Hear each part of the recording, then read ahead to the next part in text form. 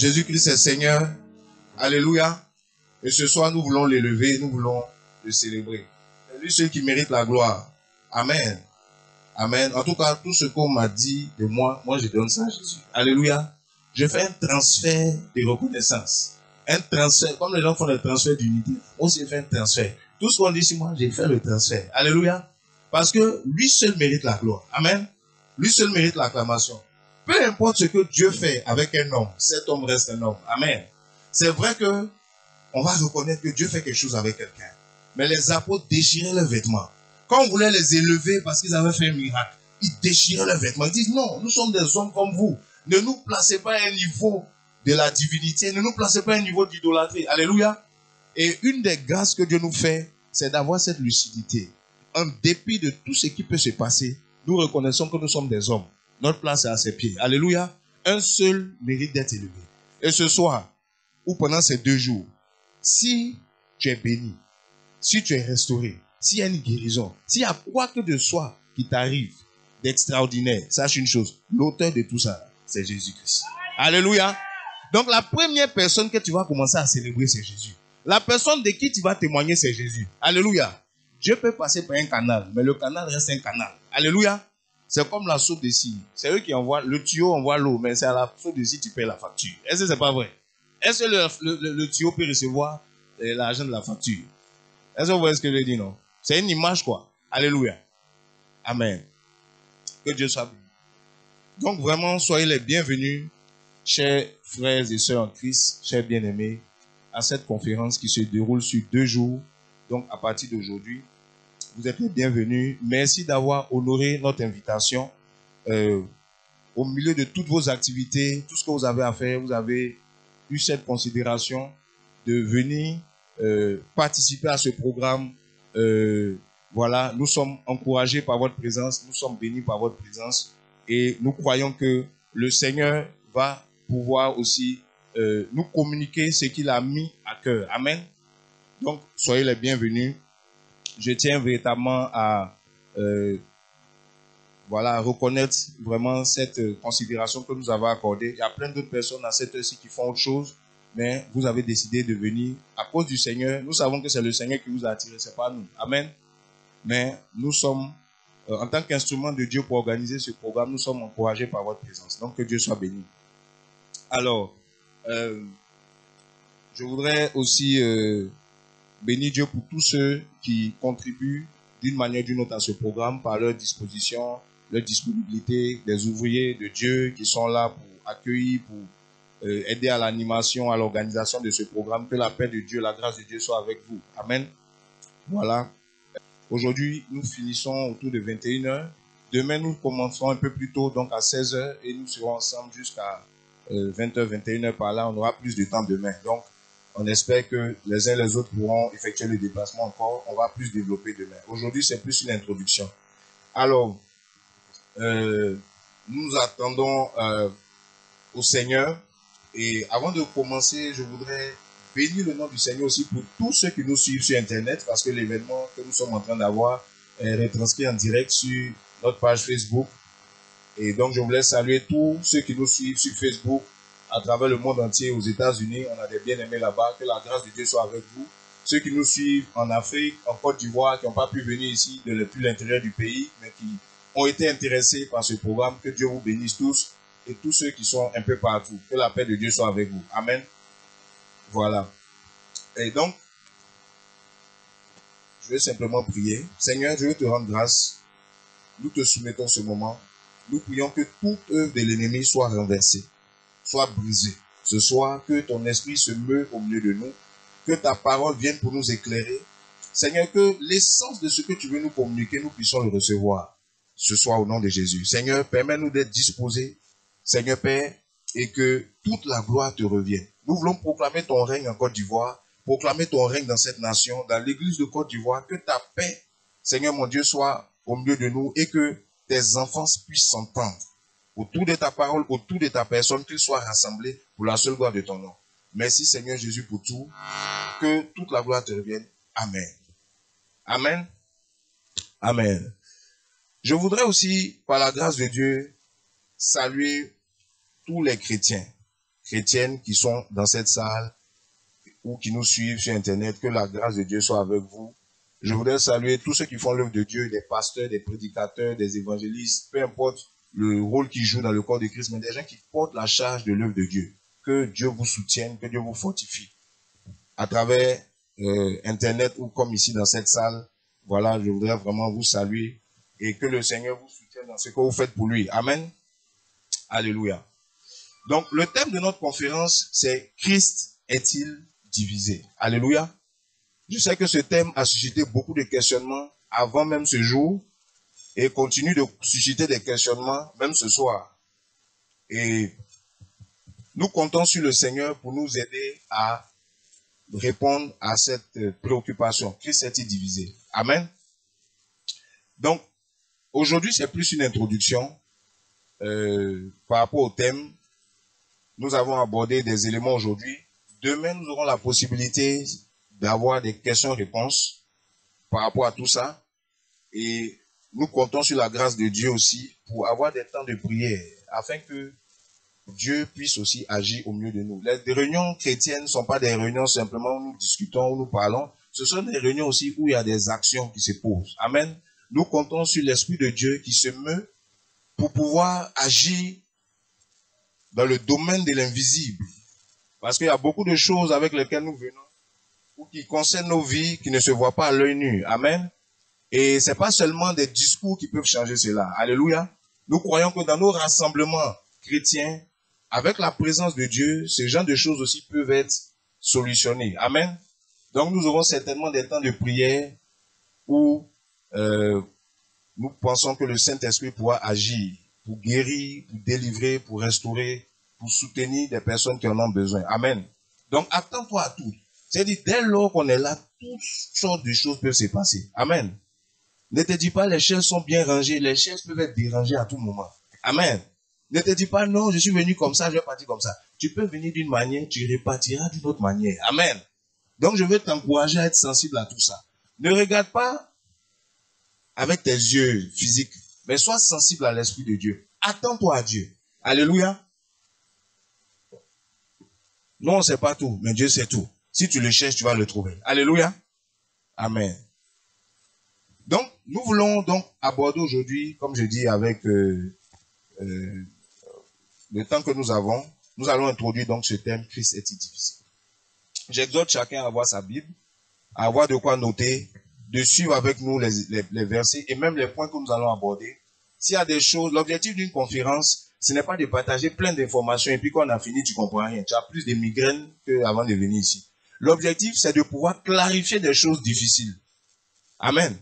Donc, prends note, écoute et n'hésite pas, quand le moment sera donné, de poser des questions. Amen. Ce soir, nous n'avons pas assez de temps, on va voir. Mais demain, c'est sûr que nous allons même introduire, commencer par des questions-réponses. Par la grâce de Dieu. Pour ne pas mettre ça à la fin, on va commencer avec ça. Amen. Comme ça, on pourra poser des questions, on pourra s'édifier, on va prendre les Écritures. La base de tout ce que nous voulons faire, c'est les Écritures. On n'est pas là pour discuter nos propres opinions. Chacun a son opinion sur les choses. Amen. Mais ce qui rassemble les chrétiens, c'est quoi? C'est la parole de Dieu. C'est Jésus-Christ. Amen. Donc, on veut tout faire par rapport à la pensée de Christ. Pas par rapport à nous-mêmes, mais par rapport à Christ. Donc, ayons ça à l'esprit. Comme nous allons poser nos questions, nous allons nous appuyer sur la Bible, nous allons nous appuyer sur les Écritures pour répondre ainsi de suite. Amen. Alléluia. Donc, on attaque automatiquement la situation. Alors, Christ est-il divisé? D'où vient cette préoccupation?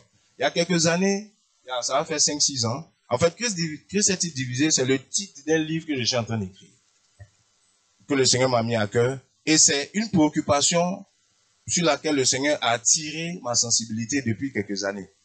Et concernant ce programme, le Seigneur m'a mis à cœur de partager certains points clés de ce thème. Donc, il y a beaucoup de choses à dire. Comme je vous dis, je suis en train d'écrire un livre dessus. Quand le livre sortira, il y aura plus de choses à l'intérieur. Mais pour l'heure, nous allons quand même toucher des éléments assez essentiels de ce rouleau. Amen. Alors, Christ est-il divisé? On va prendre un passage. J'espère que quelqu'un pourra m'aider avec la lecture. Nous sommes dans 1 Corinthiens, chapitre 1, du verset 10 à 13. Vous pouvez nous aider avec les téléphones sur silence, s'il vous plaît. Donc, quelqu'un peut nous aider au niveau de la lecture avec un micro. 1 Corinthiens chapitre 1, verset 10 à 13. C'est le premier verset. On va lire 2 versets et on va introduire sur la base de ces versets. 1 Corinthiens, le chapitre 1, verset 10 à 13. Verset 10 à 13. Je vous exhorte, frères, par le nom de notre Seigneur Jésus-Christ, à tenir un même langage, à ne point d'avoir de division parmi vous, mais à être parfaitement unis dans un même esprit et dans un même sentiment. Car, mes frères, j'ai appris à votre sujet par les gens de Chloé qu'il y a des disputes au milieu de vous. Je veux dire que chacun de vous parle ainsi. Moi, je suis de Paul, moi d'Apollos, et moi de Céphas, et moi de Christ. Verset 13. Christ est-il divisé? Paul a-t-il été crucifié pour vous? Ou est-ce au nom de Paul que vous avez été baptisés? Amen. Amen. Donc voici le premier verset qui est notre verset principal qui va servir de pivot ou de pilier par rapport à cette conférence. Donc c'est un des versets qui va vraiment gouverner. On va s'appuyer sur ce verset. Et dans ce verset, on nous dit, donc c'est une exhortation de l'apôtre Paul. Il dit, je vous exhorte, frères, par le nom de notre Seigneur Jésus, à tenir tous un même langage. Ne point avoir de division parmi vous. Voici une exhortation des apôtres. La vision apostolique, c'est la vision de l'unité, du rassemblement. Les apôtres avaient une vision de rassembler les chrétiens qui étaient divisés. Ils n'avaient pas une vision que chacun soit dans son coin, mais ils avaient une vision de rassembler. Ils disent que chacun de vous ait un même langage. Il ne faudrait pas qu'il y ait des divisions parmi vous. C'est pas normal qu'il y ait des divisions parmi les chrétiens. Je veux dire à quelqu'un, dis à ton voisin, c'est pas normal. C'est pas normal. Qu'il n'y ait pas de division. Peu importe le motif, la raison, en tant que chrétien. Je n'ai pas dit chrétien et puis d'autres qui ne sont pas chrétiens. Je parle des chrétiens. Réellement convertis à Jésus-Christ. Amen. On va parler un peu de la division tout à l'heure. Mais il dit qu'il n'y ait pas de division parmi vous. Mais être parfaitement unis dans un même esprit et un même sentiment. Donc, il exhortait les chrétiens à être unis. Il parlait d'unité. Le langage des apôtres était un langage d'unité. Amen. Il peut y avoir des problèmes. Vous ne dites pas amen, quoi. Mais vous avez peur de ces messages ou bien quoi? Je ne comprends pas. C'est pas parce qu'on constate des choses au milieu de nous aujourd'hui que ça veut dire que c'est normal. Qu'est-ce que la Bible dit ici? Ayez un même sentiment. Ou bien c'est pas vrai? Est-ce que c'est moi qui dis ça? On dit amen, les gens se disent, ah, si on dit amen, c'est comme si c'est péché. Je vais vous dire quelque chose. L'unité de l'église n'est pas un péché. Tellement ce message est devenu normal à nos yeux, le Christ divisé là, on a l'impression qu'être divisé dans l'église, c'est ce qui est normal. Ce n'est pas normal. Ça vient pas de Dieu. Et les apôtres se levaient contre ce message pour exhorter les frères à ne pas être divisés. Vous lisez 1 Corinthiens, vous lisez les épîtres des apôtres, ils parlaient de ça. Amen.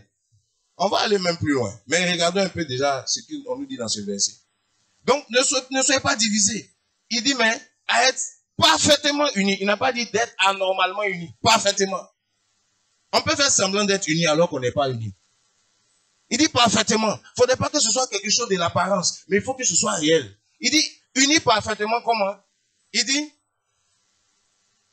dans un même esprit et puis dans un même sentiment. Spirituellement, mais aussi sentiment donc au niveau du cœur. Des sentiments. Il ne faudrait pas qu'il y ait la haine. Il ne faudrait pas que nos cœurs soient dans des sentiments qui sont contraires à la vision de Dieu, qui veut que ses enfants soient unis. Il dit, car mes frères, j'ai appris à votre sujet par les gens de Chloé qu'il y a des disputes. Un des symptômes de la division, c'est les disputes. Des palabres. Comment lui, il a fait pour savoir qu'ils étaient divisés? Le symptôme, c'était les disputes. Le niveau des disputes était trop élevé. Quand vous voyez des disputes, des clashs, des palabres, dans une communauté, ou bien dans un milieu chrétien, c'est qu'il y a un problème de division. Rien ne justifie des disputes parmi les chrétiens. Même si ils ont des différences d'opinion, on va parler de ça. Mais la dispute là, ça ne vient pas de Dieu. Surtout dans le milieu chrétien. On dit on est chrétien, on croit en Jésus. Il dit, j'ai entendu qu'il y a parmi vous des disputes au milieu de vous. Je veux vous dire à chacun, je veux dire que chacun de vous parle ainsi. Moi, je suis de Paul, moi, je suis d'Apollos, moi, je suis de Céphas, et même moi, je suis de Christ. Les gens, au lieu de suivre Jésus, ils suivaient les hommes. Vous savez, une des causes majeures de la division aussi, c'est souvent le leadership de certains hommes dans les églises ou dans les mouvements. On ne suit plus Jésus-Christ, mais on suit l'homme. Il y a de l'idolâtrie. Amen. Et à cause de ça, il y avait des problèmes à Corinthe. Pourtant, Corinthe était une des églises qui avait le plus de dons spirituels. C'était une des églises où le témoignage de Christ avait été solidement établi, de sorte qu'il ne leur manquait aucun don spirituel. Mais malgré toute leur onction, c'est-à-dire qu'ils parlaient en langue, ils chassaient des démons, il y avait des miracles, mais ils étaient difficiles. L'onction ne peut pas amener les chrétiens à être unis. Alléluia. Je vous dis la vérité. Le problème de l'unité ou de la division dans l'église, c'est pas un problème d'onction. Ça va plus loin que ça. On en parlera. Beaucoup de gens manifestent l'onction, mais dans leur cœur, ils sont divisés. Animés d'une pensée de désunion. Et ça crée un problème dans l'église. Ça gangrène dans l'église. Amen. Est-ce que quelqu'un est là? Donc, je sais que les écarts de nos yeux vont tomber un peu. Parce que souvent, on ne fait pas exprès, mais on se retrouve même à participer à la division sans s'en rendre compte. Et cette conférence vient pour nous aider à constater ce qui se passe, nous aider à trouver des solutions. Parce que ce n'est pas seulement de constater, mais qu'est-ce qu'on doit faire maintenant face à cette situation? Amen. Il dit, donc, les uns disent, je suis de Paul. Chacun a son groupe. Je suis de tel groupe.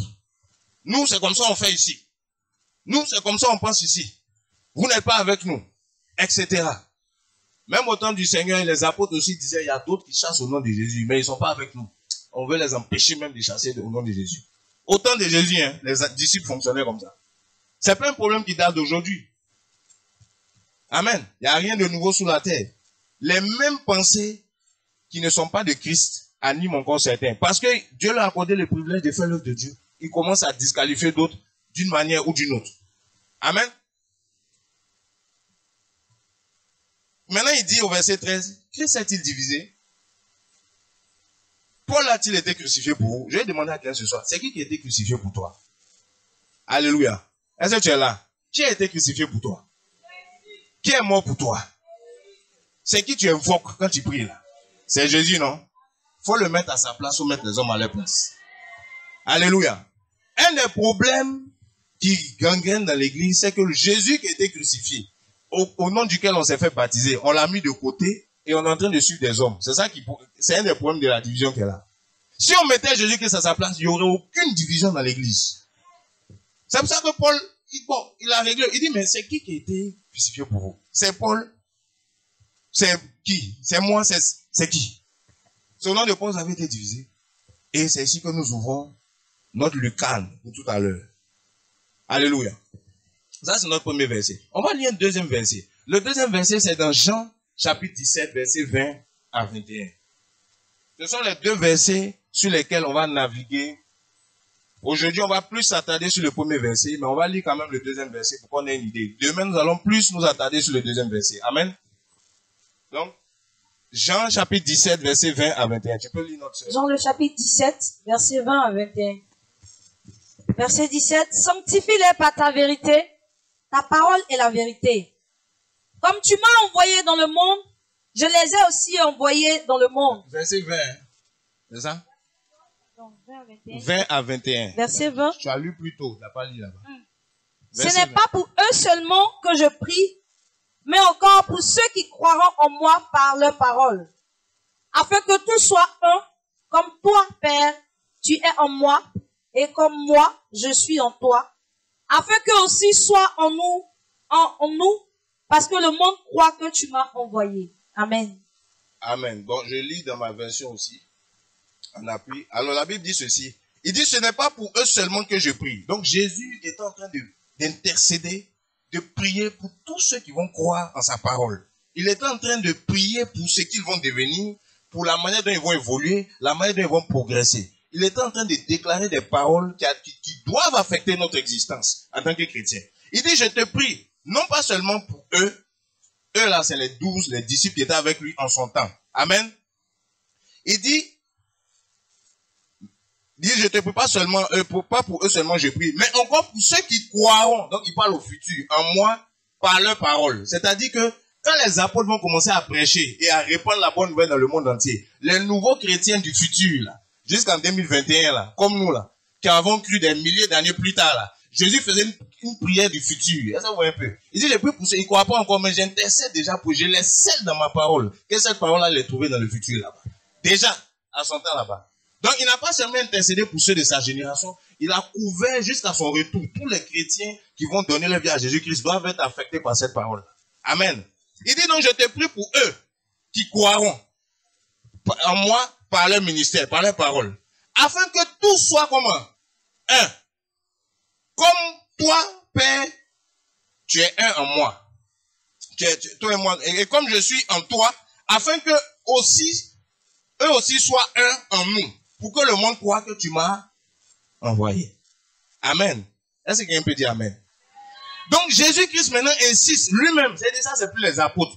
Pourquoi Pierre, Paul, les apôtres défendaient avec vigueur que les croyants doivent être un? C'est parce que cette vision vient de Jésus-Christ lui-même.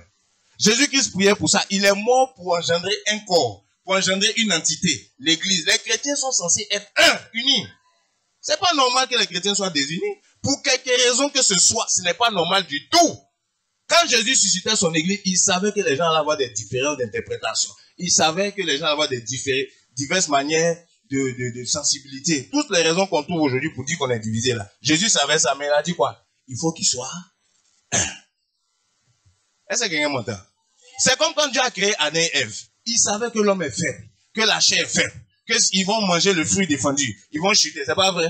Mais quand il a créé, il a dit, créons l'homme à notre image, afin qu'il domine. Ça veut dire quoi? Même si tu es tombé, même si tu as chuté, même si tu es né dans une famille de féticheurs, tu peux être à l'image du Dieu. Tu peux dominer le péché. C'est parce que ce que Jésus-Christ a dit. Il savait que tu étais faible, mais il a pourvu à une solution. Pour que même dans ta faiblesse, sa volonté s'accomplisse pour toi. C'est pour ça, même malgré tous les chrétiens, les problèmes, les complications, les caractères, Jésus a dit, ça dit, ceux qui croient qu'ils soient un. Ça veut dire que c'est possible. Entre moi et vous, et puis Jésus-Christ, moi je crois en Jésus. Si tu veux, tu peux dire que je raconte des histoires. Mais c'est pas toi qui as créé l'église, c'est Jésus. Amen. Qui a versé son sang pour l'église? C'est Jésus. Si lui dit qu'on peut être un, ça veut dire quoi? On peut être un. Maintenant, c'est une question de foi. Alléluia. C'est une question de dire, Seigneur, nous on ne voit pas, mais comment on peut faire pour arriver là-bas? C'est ça le problème. Mais nous-mêmes, on ne veut même pas ouvrir la lucarne pour que Jésus-Christ accomplisse ce que lui-même il a dit. Amen. Est-ce que vous me suivez? C'est possible qu'on soit un. Parce que Jésus a dit, de la même manière que Pierre a dit, Seigneur, j'ai péché toute la nuit, je n'ai rien eu. Dans Luc 5. Mais sur ta parole, je jette mon filet quand même. Comme tu as parlé que tu es Dieu, peut-être je vais attraper des poissons.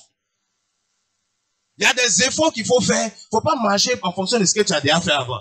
Si les gens étaient divisés avant, dans notre génération, on peut être unis en Jésus. Amen. Ou bien c'est pas vrai? Ça dépend de ta foi. Maintenant, si tu veux limiter Dieu à tes limites, aux imperfections des hommes, ça c'est un truc d'incrédulité. Mais c'est pas ça l'exemple à suivre. Alléluia. Ça c'est notre deuxième verset. On va parler de ça demain. Demain, on va s'appuyer sur ce passage pour parler de l'unité. Parce que l'unité vient de Christ. Alléluia. Et il a dit ceci. Il dit, afin que tout soit un comme toi, Père, tu es en moi, et comme je suis en toi, afin que eux aussi, ils soient en nous. Verset 21. Pour que le monde croit que tu m'as envoyé. L'unité de l'Église est une caution et une garantie qui prouve que Jésus-Christ est effectivement venu. Il est mort, il est ressuscité. Il dit, afin que les gens du monde croient, il faut que les chrétiens, là, ceux qui croient, soient un. Donc, l'unité de l'Église, l'unité du corps de Christ, a des répercussions dans l'Église elle-même. Mais elle a aussi un impact, même chez les païens, les gens du monde, qui ne croient pas en Jésus. Parce que la division qui existe dans l'Église aujourd'hui est un signal qui fait que les chrétiens, les païens sont de plus en plus incrédules. Vous évangélisez des gens et puis vous êtes divisés. Ils disent, vraiment, c'est plaisantin là. Quel Jésus, l'amour, quel amour. Ils s'amusent. Leur Dieu est faible, il ne peut même pas les réconcilier. C'est de ça qu'il s'agit. Donc tu es rempli d'onction. Quand vous finissez de faire les miracles là, il dit, moi des comédiens comme ça. On est guéris, mais eux-mêmes ils sont divisés. Voilà. Donc notre témoignage de désunion contredit même l'évangile de Christ. Est-ce que vous voyez ce que je veux dire? Voilà le problème que nous avons. Contredit le message de Christ. Et voici la gravité de la situation dans laquelle nous sommes. Nous voulons servir Dieu, mais nous combattons l'œuvre de Dieu nous-mêmes. par notre témoignage, par notre vision, par nos sentiments. Nous combattons l'œuvre de Dieu. L'œuvre de Dieu, ce n'est pas seulement prêcher, et puis les gens vont recevoir Jésus-Christ. Ce n'est pas seulement prier pour les gens et puis ils tombent, ou bien ils sont guéris. C'est aussi le témoignage de l'unité que Jésus-Christ a dit. Que votre unité là va servir de témoignage pour que les gens croient en moi. Mais ça là, on a mis de côté. On est plus dans ce qui est... Vous savez, faire tomber les gens, c'est pas dur. Hein? Une fois que tu as l'onction, si tu veux, les gens tombent. Tu fais même pas d'effort pour ça. Vous savez ça, non? Ceux qui ont l'onction, ils savent ça. C'est pas vrai? C'est pas ça le vrai travail. Le vrai travail, c'est de regarder quelqu'un qui n'est pas comme toi et puis de faire comme Christ a fait. Alléluia. Oui. Amen. On va parler de ça plus en profondeur demain. Donc, allons directement ce soir, attaquons directement ce soir. Amen. Pour notre sujet. Donc, ce soir, nous voulons plus parler de 1 Corinthiens chapitre 1, versets 10 à 13. Où le Seigneur dit, où l'apôtre Paul dit, je vous exhorte à être un. Et il dit, mais je remarque que vous êtes divisés, il y a des palabres au milieu de vous, des disputes. Christ est divisé. On va parler de ça. Donc, on va parler de la division aujourd'hui. D'où ça vient? Qu'est-ce que c'est concrètement? Je suis sûr qu'en parlant de la division, la pensée que tu avais de la division risque de changer ce soir. Prépare-toi à être choqué. C'est un mot qu'on emploie chaque jour. Mais je sais que très peu ont étudié ce mot et le concept qui est derrière pour savoir même d'où ça vient. Demain, on va parler de l'unité. Amen. En Christ. Tout ça, c'est en Christ. Hein. Voilà. Donc, on constate aujourd'hui qu'il y a une division. Parmi les chrétiens n'ont pas le même langage des fois. Les chrétiens se disputent. Qui a déjà entendu parler des chrétiens qui se disputent? Tu peux lever la main. Bon, moi, je lève ma main parce que je sais. J'ai déjà entendu, j'ai déjà même vécu. Sans vouloir me disputer, des disputes. Ça peut arriver aussi. Tout ça, ça fait partie aussi de Christ. Amen. Tu as déjà entendu parler des disputes, tu as déjà vu des disputes. Est-ce que ça t'a choqué? Qui a été choqué de voir des chrétiens se disputer? Tu as été choqué. Parce que normalement, ça ne devrait pas se faire. C'est pas vrai? C'est pour ça que tu as été choqué. Si c'était normal, tu ne serais pas choqué. Mais le choc que tu as vécu prouve que cette situation n'est pas normale. Les chrétiens ne doivent pas se disputer. Peu importe leur motif ou la raison. Donc c'est un constat que tout le monde fait. On enfonce une porte ouverte. Tout le monde sait ça ici. Je ne dis rien de plus que ce qui se fait. Alors, là on va voir c'est quoi la division et quelles peuvent être les causes de cette division. Ça va nous aider à savoir comment est-ce qu'on peut régler le problème de la division. Parce que si nous sommes conscients que la division n'est pas normale, on ne doit pas rester simplement à constater que ce n'est pas normal. Amen. Dieu ne nous attend pas sur le chemin du constat. Il nous attend sur le chemin de quoi? La solution. Parce que quand il y a un problème, ça veut dire qu'il y a aussi une solution. Et Dieu peut voir la solution à nos problèmes. Donc, comment est-ce qu'on peut solutionner le problème de la division? C'est ce qu'on veut essayer d'atteindre. Mais pour ça, il faut qu'on comprenne les racines, les sources de ce problème-là. C'est comme une maladie ou bien une situation. Pour bien régler, il faut aller à la racine. Amen. C'est ce qu'on est en train de faire. Donc, première des choses, on va définir la division. Je vais donner une définition, quelques définitions, pour qu'on comprenne un peu de quoi il s'agit. Donc, premièrement, vous pouvez noter définition de la division. Première chose dans la définition de la division, c'est l'action de séparer ou de fractionner en plusieurs parties un groupe ou une entité. Ok? Ça, c'est la définition simple du mot. L'action de séparer ou de fractionner, il y a plusieurs niveaux de définition. Ça, c'est le premier niveau. Donc, de fractionner en plusieurs parties une entité ou un groupe. Ça, c'est le premier niveau. Le deuxième niveau de la définition, c'est quoi? C'est aussi l'action de mettre en discorde ou en opposition un groupe ou une entité, c'est-à-dire de désunir ce groupe ou cette entité. Amen. Donc, si on s'appuie sur le premier niveau, nous parle de séparer, de fractionner en plusieurs parties. Ok? Mais fractionner quelque chose en plusieurs parties, ce n'est pas un problème. Vous voyez, non?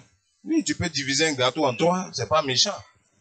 Tu peux diviser, peut-être pour t'organiser, tu peux fractionner quelque chose. Mais le deuxième niveau de la définition nous dit que en plus de fractionner, c'est le fait de mettre en discorde, en opposition, et de désunir un groupe.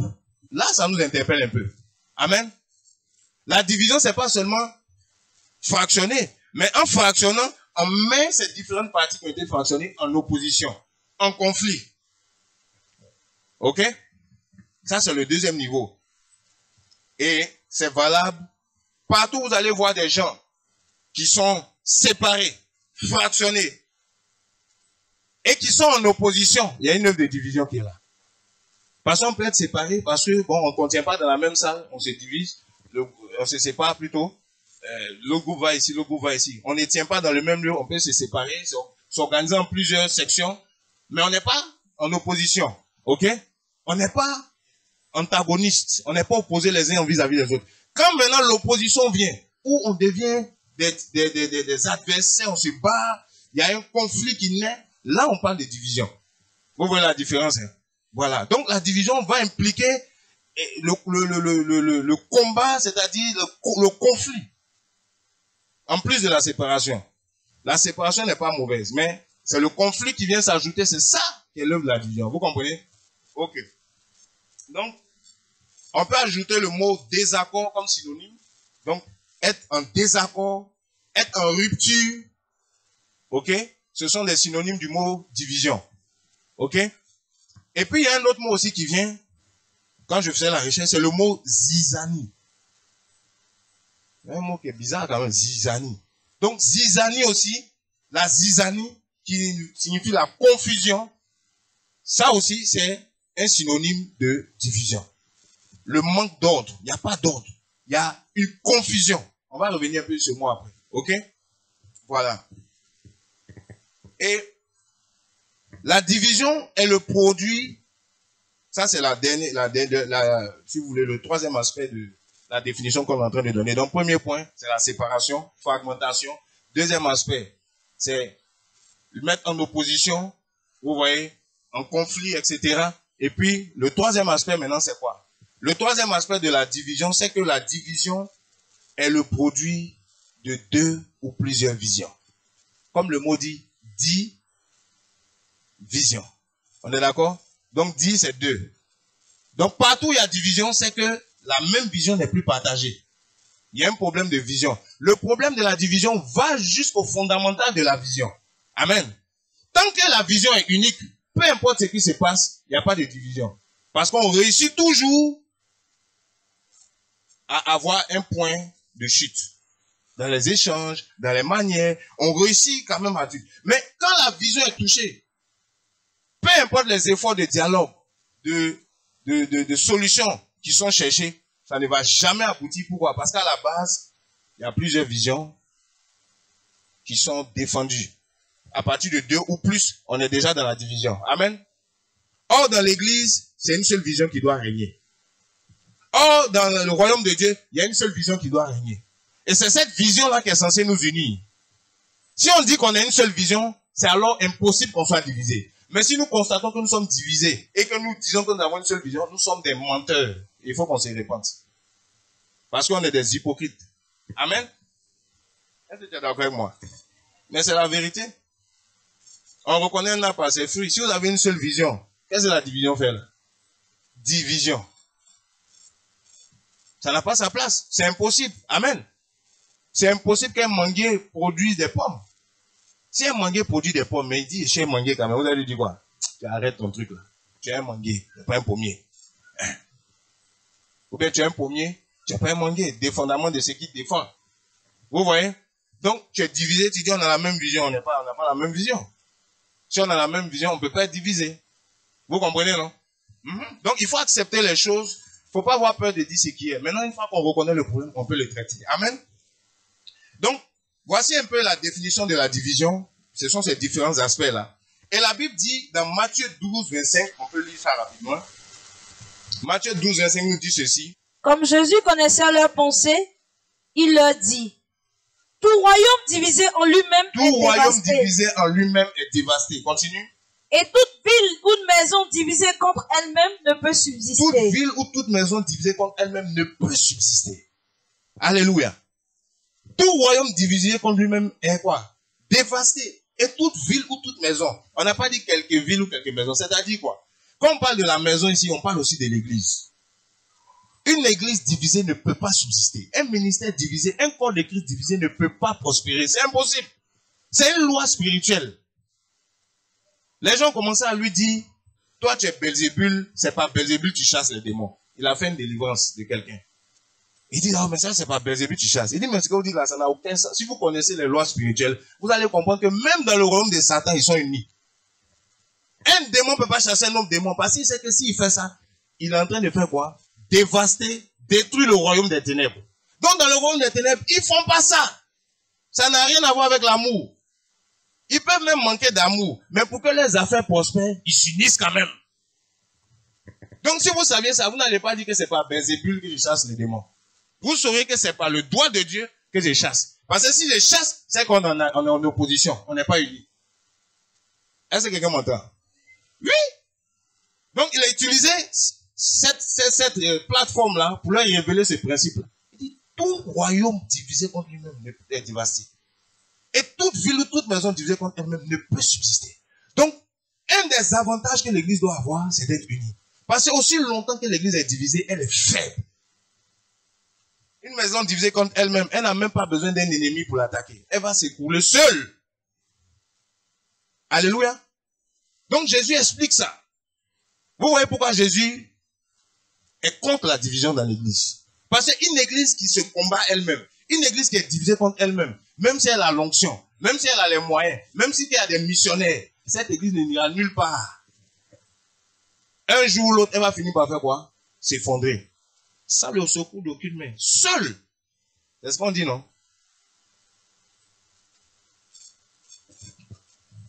On dit, toute maison, toute ville qui est divisée contre elle-même ne subsistera pas.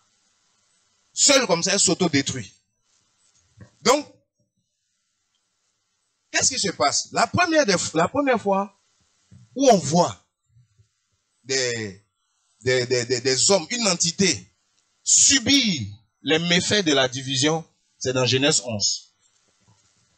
Et cette division n'est pas venue du diable. Cette division est venue de Dieu. Les hommes étaient en train de bâtir une tour. La Bible dit, ils avaient les mêmes mots, ils parlaient le même langage. C'était des gens qui étaient dans le pays des Chinéas. Ils ont dit, on va toucher le ciel. On va s'élever pour atteindre le rang du divin. C'est des gens qui ont voulu se lever sur la terre pour se faire adorer par les autres. Amen. C'était une vision qui n'allait pas dans le sens de Dieu. Dieu avait dit, allez sur la terre, éparpillez-vous, multipliez-vous. Ils ont dit, non, on ne va pas sur toute la terre, on reste dans le même lieu, mais on va monter. Vous voyez un peu. Et la Bible dit que Dieu a vu leur projet et Dieu a dit non. Ils parlent les mêmes langues, ils sont unis. Rien ne pourra les empêcher d'atteindre leur projet. Descendons, confondons leur langage, afin qu'ils soient dispersés, confus, divisés. Et c'est comme ça, c'est par l'âme de la division que Dieu a arrêté le projet de la tour de Babel. Amen. Donc la première personne qui envoie la division sur la terre, quand on regarde, par rapport à une entité qui est en train de s'élever, c'est Dieu. Amen. Est-ce que vous comprenez ce que je dis? Ok. Il envoie cette division. Pourquoi? Parce que les hommes sont en train de se lever pour bâtir quelque chose qui va contre sa volonté. Et cette division, il a produit où? Au niveau du langage. Il va confondre leur langage. C'était une division par le langage. Ils ne se comprenaient plus. Ils n'arrivaient plus à se parler. Quand l'autre parlait en français, l'autre entendait en chinois. Mais il n'y avait pas de traduction aussi. Donc, ils étaient confus. Amen.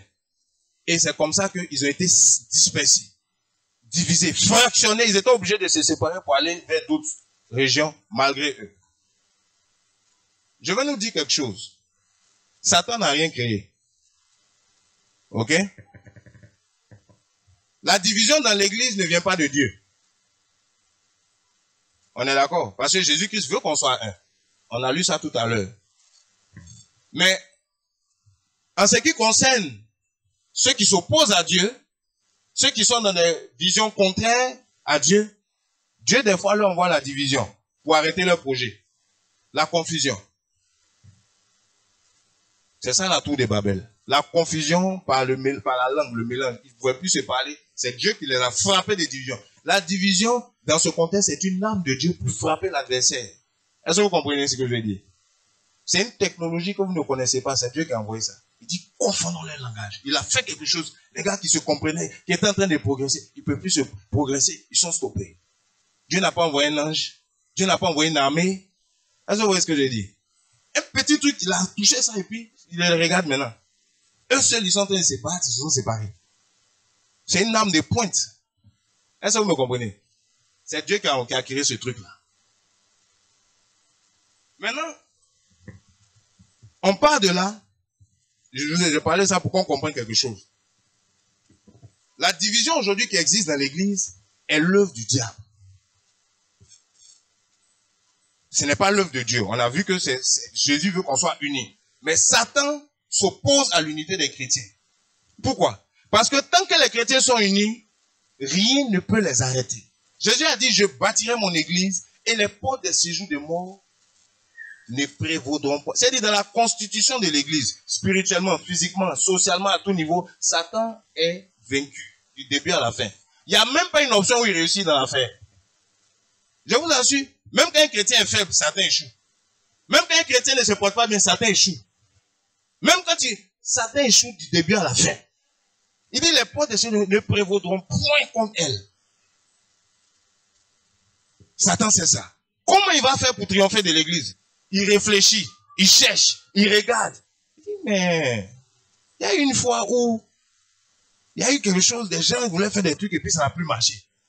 Si je peux m'approprier cette technologie pour envoyer dans l'église, je marque un point. En ce moment, je ne serai pas obligé de les combattre, ils vont se combattre entre eux. Plusieurs fois, Dieu a utilisé cette arme. Quand les enfants d'Israël étaient en guerre, quand ils criaient à Dieu, Dieu dit restez là. Et puis Dieu jetait la division dans le camp de l'ennemi. Ils se battaient entre eux, même les lépreux là. Ils venaient simplement prendre le butin et puis c'était fini. C'est Dieu qui a envoyé ce truc-là. Mais qu'est-ce que Satan fait? En tant que copieur, il vient pour pervertir les choses de Dieu.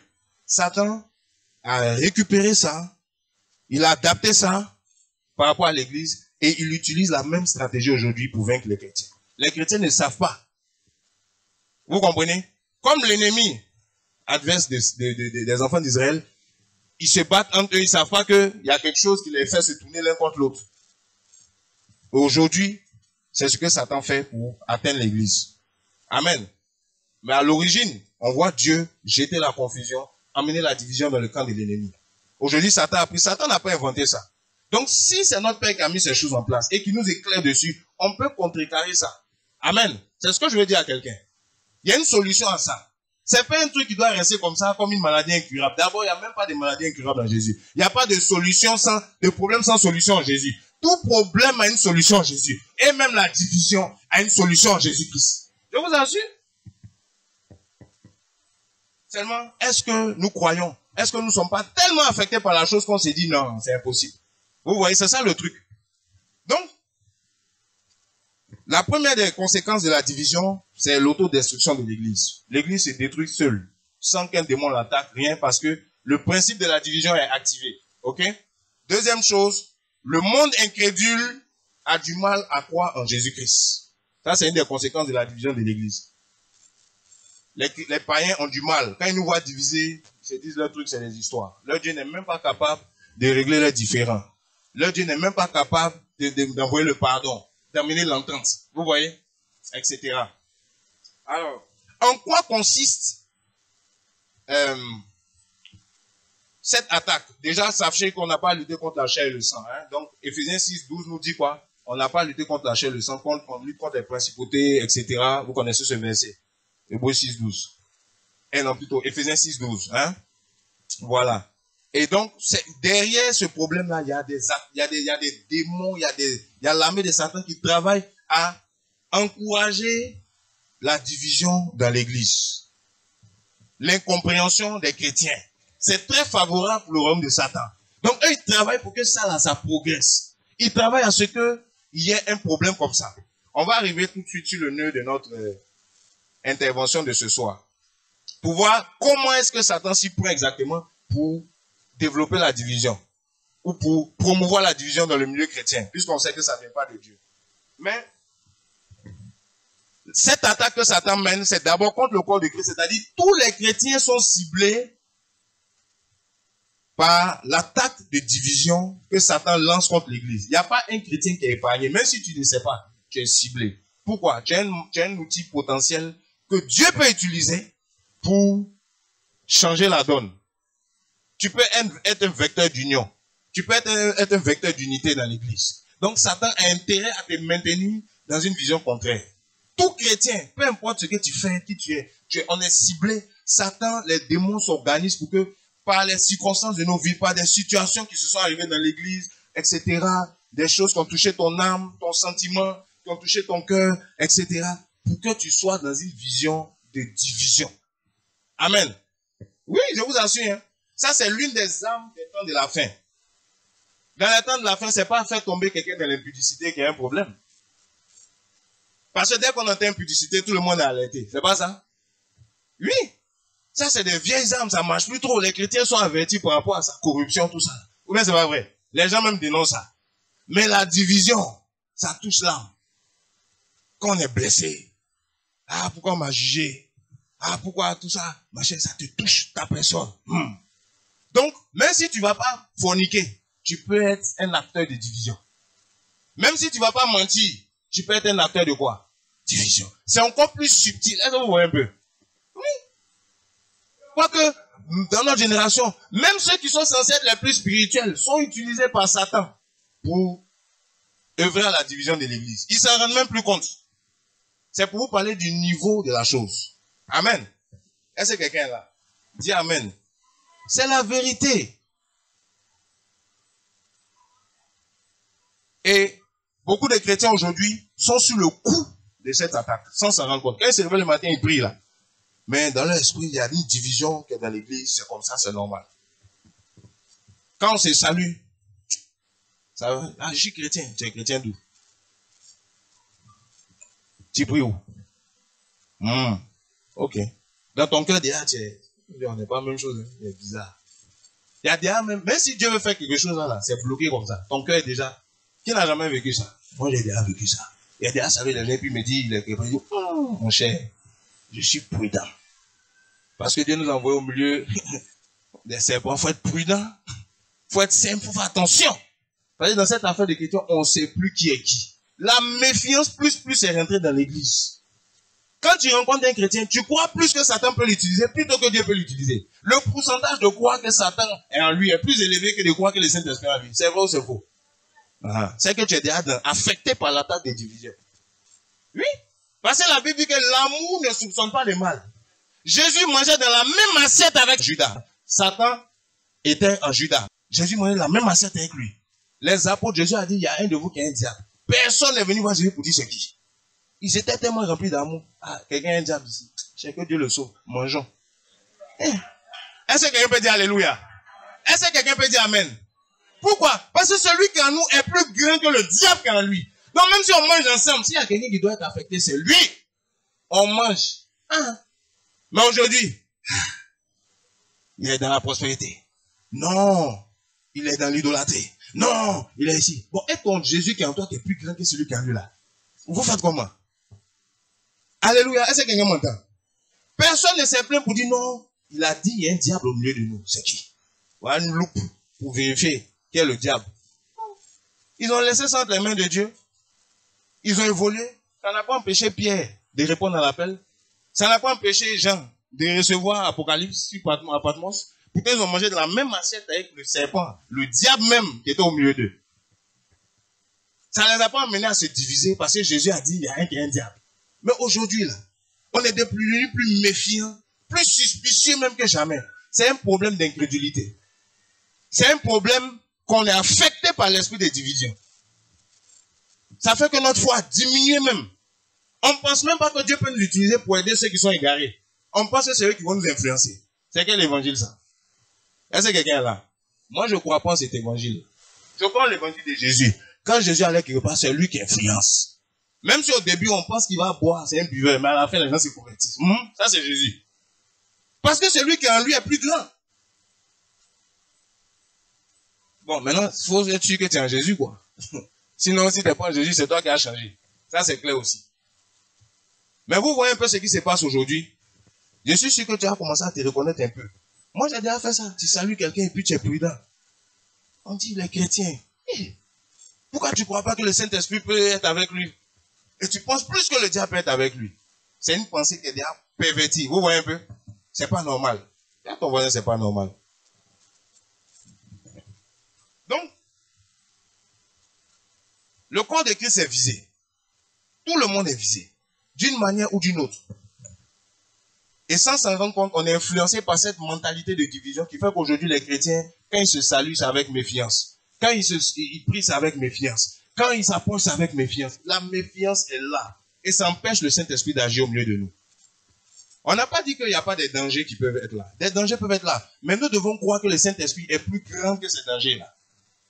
Est plus fort que ces dangers-là. Est plus fort que ces situations.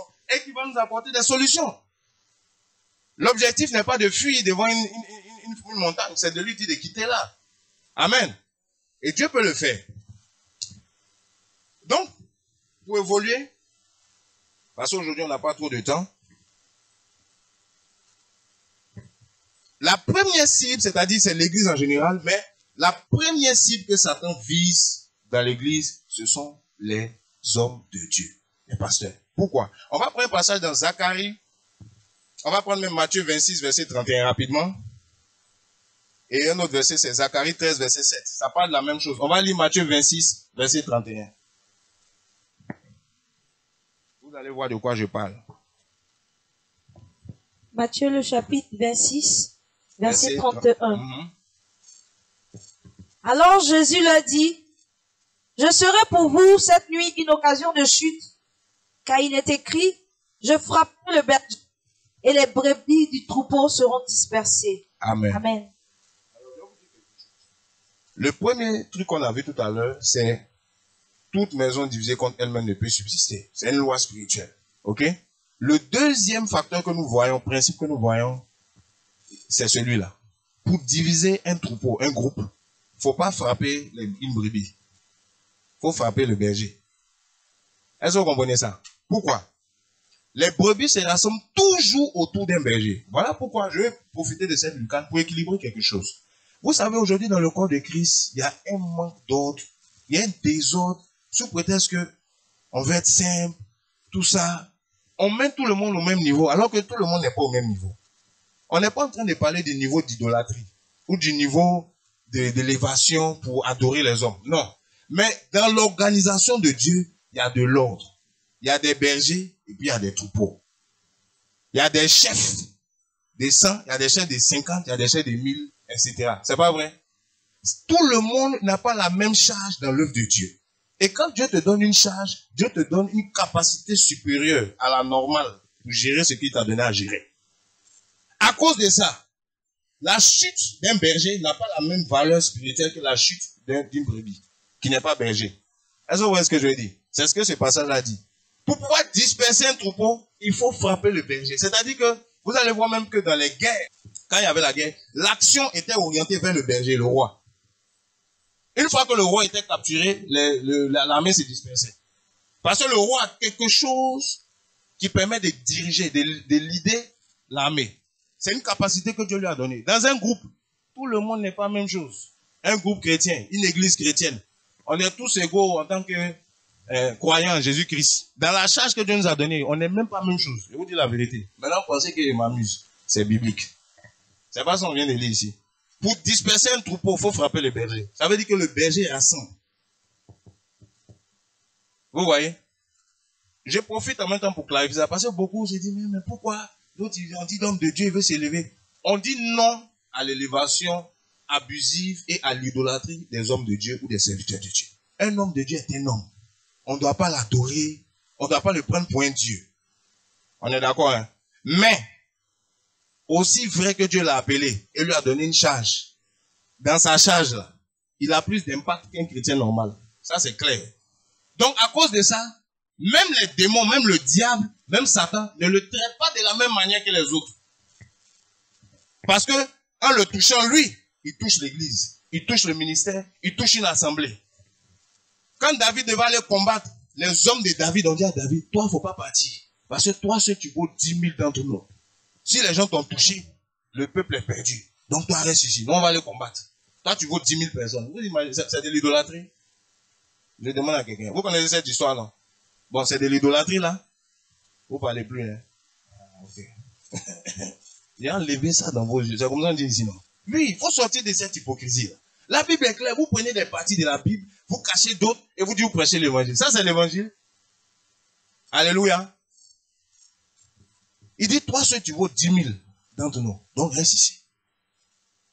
Et je vous dis, il y a des hommes de Dieu, ils valent 10 000 personnes dans la charge que Dieu leur a donnée. C'est pas parce qu'ils sont mieux ou plus importants. C'est le rôle stratégique que Dieu leur a donné. Amen. Et Satan le sait. Satan n'attaque pas quelqu'un à qui Dieu n'a pas confié une charge de la même manière qu'il attaque quelqu'un à qui Dieu a confié une charge. C'est pour ça que la Bible dit de respecter ces gens-là. Parce que ceux qui subissent comme pression, vous ne savez pas. Vous savez quelle visitation du diable, quelle attaque de Satan, combien de sirènes des hommes on les envoie pour les faire chuter. Ah, ça, vous venez ajouter pour vous maintenant dessus aussi. Ah, pourquoi sa chaussure est bleue? Si sa chaussure est bleue, ton problème est où? Achète aussi pour toi. Franchement. On n'a pas dit de soutenir leurs mauvaises actions. On va toujours s'opposer à ça. Mais dans le rôle que Dieu leur a donné, il faut faire attention à la manière dont on les prend aussi. Amen. Il faut l'équilibre. C'est ce que je vais dire, quoi. Je ne suis pas en train de dire que dès que quelqu'un est un homme de Dieu, bien un pasteur, bien un prédicateur, il peut tout faire. Et puis on ne parle pas. C'est pas ça. Mais je dis aussi, respectons ce que Dieu même nous demande de respecter. Amen. Soyons bibliques. Soyons dans la parole. Amen. Je vous assure, des fois, oh non, mais pourquoi on veut les traiter d'une manière? Mais Dieu même les traite d'une manière. Qui est ton berger ici? C'est pas Jésus? Bon, si Jésus dit il y a des apôtres, toi tu es qui pour dire que maintenant pourquoi il y a des apôtres? Si Jésus dit il y a des pasteurs, si Jésus dit traitez-les selon l'appel qui est sur leur vie, c'est pas ça on doit suivre, ou bien c'est pas vrai? C'est pas la Bible qui dit ça. On est contre les abus, mais il faut pas aller dans l'extrême pour aller contre la parole de Dieu aussi. Amen. C'est ce que je veux nous dire. Donc je vais fermer ma parenthèse. Mais je dis que, comme Jésus-Christ dit, il dit quoi? Pour amener la division dans le troupeau, il faut frapper qui? Donc les pasteurs que vous voyez là, beaucoup d'entre eux sont utilisés par Satan. Satan sait que pour pouvoir diviser l'église, il faut toucher les pasteurs. Il va créer des problèmes avec les pasteurs. Ils ne s'entendent pas. Ils ont des problèmes pour s'entendre, pour se parler. Les chrétiens aussi, au lieu de discerner qu'il y a un problème, ils rentrent dedans. Ah, notre pasteur a dit, hein. Ah, nous, notre berger a dit, hein. Et puis, ils commencent à faire des histoires. Intercéder pour eux. Je donne un petit témoin. Je me souviens, j'ai rencontré dans une mission où j'étais allé en Haïti. Il y a quelques années, ça a créé des problèmes incroyables. Parce que, bon, c'est le corps de Christ. Voilà. Et j'ai rencontré une chrétienne là-bas, une dame qui appartenait à une communauté qui est d'un courant différent, si je peux dire ça, du courant dont moi j'étais issu, dans le Seigneur. Il y a tellement de courants en Christ maintenant. Voilà. Et elle a commencé à parler de son pasteur, l'homme de Dieu, qui, j'ai fait le diable, mais avec un regard, vraiment, elle avait beaucoup de gros sur le cœur. Et tout ce qu'elle disait était vrai. Il y avait des abus, il y avait des choses, ok? Mais, qu'est-ce que Christ attendait d'elle et de moi? Fallait que je jette l'huile sur le feu, ou bien fallait que je la ramène à Christ, pour que Christ, maintenant, la restaure, et puis qu'étant restaurée, elle puisse être utile dans sa communauté, pour aider le pasteur ou l'église en question à revenir en Christ. Vous voyez un peu, non? On a ce choix-là. On vient d'expliquer quelque chose. Tu peux envenimer l'affaire, ou bien tu peux être un outil que Dieu va utiliser pour. Donc j'ai choisi d'être une solution au lieu d'être un problème. Donc je n'ai pas jeté l'huile sur le feu. J'ai commencé à l'exhorter elle-même par rapport à son cœur, à Jésus. Et puis Jésus a guéri son cœur. Et des années plus tard, 2 ans après, elle-même, elle a réalisé encore plus, le rôle que Jésus attendait d'elle. Elle a joué ce rôle. Et quand son temps est fini là-bas, elle a quitté la communauté par la révélation de Jésus-Christ. C'est pas moi qui lui ai départi. Elle bénissait Dieu parce que elle a été édifiée. Amen. C'est pas quelqu'un qui lui a dit, quitte, c'est vrai, ils sont méchants, ils sont bizarres. Non. Mais elle était exhortée d'abord à être restaurée, guérie. Et puis ensuite, Dieu l'a orientée dans la paix. Elle est partie en paix avec tous ceux qui étaient là-bas. Vous voyez ce que je veux dire? Et ils ont de très bons rapports. Et ça m'a édifié. Amen. Donc on peut jouer un autre rôle que le rôle que nous jouons des fois. Vous voyez un peu, c'est ce que je veux nous exhorter un peu dans cette situation. Bref, donc, Maintenant, je vais achever un peu pour aujourd'hui. On va accélérer un peu. Alors, comment Satan s'y prend pour promouvoir la division dans l'église, parmi les chrétiens et aussi même avec les pasteurs, les hommes de Dieu. De sorte que tout le monde est dedans. Et souvent, on ne s'en rend pas compte. Qu'est-ce que Satan utilise? Comment il procède? Vous rappelez-vous que comme Dieu avait fait la première fois, il avait utilisé le langage. On a parlé de ça tout à l'heure, dans Genèse 11. Qu'est-ce qui se passe? Ici, Satan utilise, pour semer plus de confusion et de division dans l'église, il utilise les différences et les diversités, ou la diversité. Amen. Et on va s'attarder un peu dessus. Il y a une grande confusion aujourd'hui entre division, différence et diversité. Dès qu'on est différent, on se dit qu'on est divisé. Dès qu'il y a des diversités, on se méfie. Et Satan sait utiliser ces choses-là pour semer la division dans l'église. Première des choses, c'est quoi une différence? Une différence est un objet de distinction et de comparaison entre deux ou plusieurs choses. On peut noter ça. Une différence est une distinction ou un objet de comparaison entre deux choses, deux ou plusieurs choses. Elle permet d'identifier et de classer des choses distinctes. Elle permet d'identifier ou de classer des choses qui sont distinctes. Des choses peuvent être distinctes. OK? Mais elle n'empêche pas l'unité ou l'accord entre deux parties. Deux parties peuvent être différentes ou distinctes, mais être accordées. Est-ce que vous comprenez? La différence n'est pas synonyme forcément de division. On peut être différent et uni. Exemple, le Père, le Fils et le Saint-Esprit. Est-ce que quelqu'un dit Amen? C'est pas différent le Père du Fils. C'est pas différent de l'Esprit. C'est pas un Dieu. C'est l'exemple par excellence de l'unité dans la différence. Est-ce que vous comprenez? Est-ce que quelqu'un est là? Donc la différence ne veut pas dire qu'on doit être divisé.